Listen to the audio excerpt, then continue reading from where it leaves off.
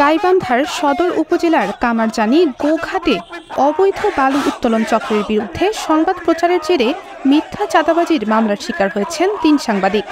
এই মিথ্যা মামলা প্রত্যাহারের দাবিতে আজ সোমবার দুপুরে গাইবান্ধার ডিবি রোডে ৩ ঘণ্টাব্যাপী মানববন্ধন, প্রতিবাদ সমাবেশ ও সড়ক অবরোধ কর্মসূচি পালিত হয়েছে। গাইবান্ধা প্রতিবাদী সাংবাদিক সমাজের ব্যানারে এই কর্মসূচি পালিত হয়। সমাবেশে সভাপতিত্ব করেন সাংবাদিক শফিউল ইসলাম।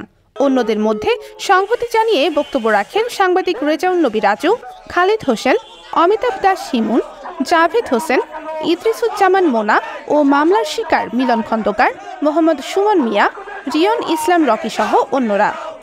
বক্তারা বলেন, বালু উত্তোলনের মাধ্যমে ওই এলাকার প্রকৃতি ও পরিবেশ বিনষ্ট হচ্ছিল। এলাকাবাসীর অভিযোগের প্রেক্ষিতে ওই সাংবাদিকরা গত 17 ফেব্রুয়ারি তাদের টেলিভিশন ও সংবাদপত্রে বিষয়টি তুলে ধরেন। পরে তাদের নানাভাবে ম্যানেজের চেষ্টা করে বালু খেকোরা। তারা রাজি না হলে সংবাদ প্রচারের 2.5 মাস পর গাইবান্ধা থানায় চাঁদাবাজির মিথ্যা মামলা দায়ের করা হয়। তারা উচ্চ ও স্থানীয় আদালত থেকে জামিন গ্রহণ করেন। সাংবাদিক নেতৃবৃন্দ এই মিথ্যা ও ভিত্তিহীন মামলা প্রত্যাহারের জোর দাবি জানান। ভুক্তভোগী সাংবাদিক মিলন খন্দকার জানান, ওই বালুখেকো চক্রের বিরুদ্ধে ভ্রাম্যমাণ আদালত 20 লক্ষ টাকা জরিমানা করে। একজন সরকারি কর্মকর্তা বাদী হয়ে মামলাও করেন। সেই ঘটনাকে ভিন্ন খাতে প্রবাহিত করতে মামলাটি দায়ের করা হয়। তিনি ওই চক্রের মূল হোতা মামলার বাদী জাহাঙ্গীর মিয়া সহ অন্যদের বিরুদ্ধে তদন্ত করে ব্যবস্থা গ্রহণের দাবি জানান।